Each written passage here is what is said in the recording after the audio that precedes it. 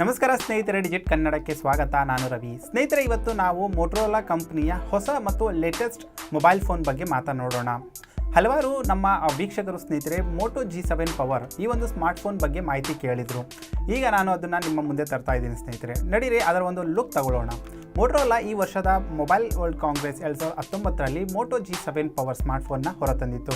ಅಲ್ಲದೆ ಈ ಒಂದು ಸ್ಮಾರ್ಟ್ಫೋನ್ ಸ್ನೇಹಿತರೆ ಈಗಾಗಲೇ ಭಾರತದಲ್ಲಿ ಫ್ಲಿಪ್ಕಾರ್ಟ್ ಮತ್ತು ಅಮೆಜಾನ್ ಮೂಲಕ ನಿಮಗೆ ಲಭ್ಯವಾಗ್ತಾ ಇದೆ. ಫ್ಲಿಪ್ಕಾರ್ಟ್ನಲ್ಲಿ ಇದು 13,999 ರೂಪಾಯಿ ಬೆಲೆಯಲ್ಲಿ ಲಭ್ಯವಾಗಿದೆ.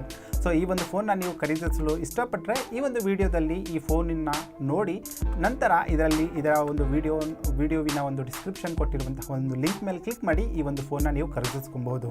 ಇದೇ ರೀತಿಯ ಹೊಸ ವಿಡಿಯೋಗಳಿಗಾಗಿ ಡಿಜಿಟ್ ಕನ್ನಡ ಯೂಟ್ಯೂಬ್ ಚಾನಲ್ನ ಸಬ್ಸ್ಕ್ರೈಬ್ ಮಾಡ್ಕೊಳ್ಳಿ ಮತ್ತು ಪಕ್ಕದಲ್ಲಿರುವಂತಹ ಬೆಲ್ ಬಟನ್ನ ಪ್ರೆಸ್ ಮಾಡಿ. ಸೊ ನಡೀರಿ ಇದರ ಒಂದು ಫೀಚರ್ ಬಗ್ಗೆ ಮಾತಾಡೋಣ. ಇದರ ಫೀಚರ್ಗಳ ಬಗ್ಗೆ ಹೇಳಬೇಕಂದ್ರೆ ಸ್ನೇಹಿತರೆ, ಇದರಲ್ಲಿದೆ 6.2 ಇಂಚಿನ HD+ LTPS IPS LCD display. ಇದು ನಿಮಗೆ 19:9 ಆಸ್ಪೆಕ್ಟ್ ರೇಷಿಯೋ ಜೊತೆಗೆ ಈ ಒಂದು ಫೋನ್ ಬರುತ್ತೆ.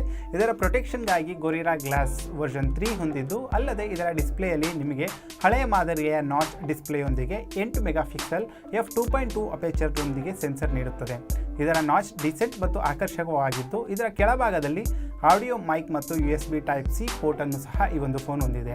ಇದರ ಮೂಲಕ ನೀವು ಅದ್ದೂರಿಯ 5000 mAh ಬ್ಯಾಟರಿಯನ್ನು ಚಾರ್ಜ್ ಮಾಡಬಹುದು. ಈ ಸ್ಮಾರ್ಟ್ ಫೋನಿನ ಡಿಸೈನ್ ಬಗ್ಗೆ ಹೇಳಬೇಕಂದ್ರೆ ಸ್ನೇಹಿತರೆ, ಇದು ನಿಮಗೆ ಪ್ಲಾಸ್ಟಿಕ್ ಪಾಲಿಕಾರ್ಬೊನೇಟ್ ಮೆಟೀರಿಯಲ್ಗಳಿಂದ ತಯಾರಿಸಲ್ಪಟ್ಟಿದ್ದು, ಇದರ ಬಲಭಾಗದಲ್ಲಿ ಆನ್ ಆಫ್ ಟೆಕ್ಸ್ಚರ್ ಬಟನ್ ಹಾಗೂ ವಾಲ್ಯೂಮ್ ಬಟನ್ಗಳನ್ನು ನೀಡಲಾಗಿದೆ. ಇದರ ಮೇಲ್ಭಾಗದಲ್ಲಿ ನೋಡಿದರೆ ಸ್ನೇಹಿತರೆ ನಿಮಗೆ 3.5mm ಆಡಿಯೋ ಜಾಕ್ ನೀಡಲಾಗಿದ್ದು, ಇದರ ಎಡಭಾಗದಲ್ಲಿ ಸಿಮ್ ಸ್ಲಾಟ್ ನೀಡಲಾಗಿದೆ.